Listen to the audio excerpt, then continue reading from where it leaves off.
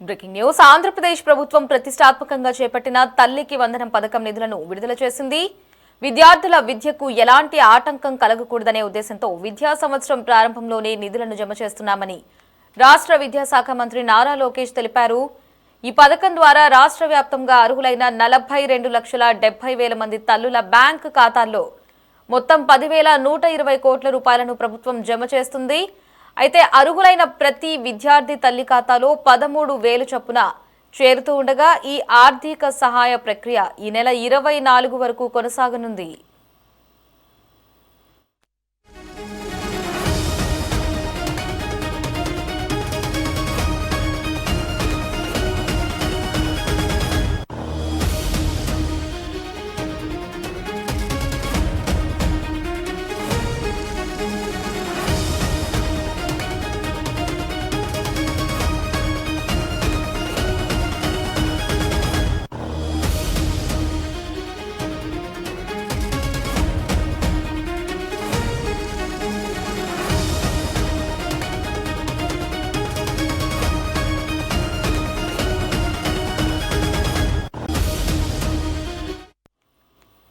ఈ సందర్భంగా మంత్రి లోకేష్ సోషల్ మీడియా వేదికగా స్పందించారు.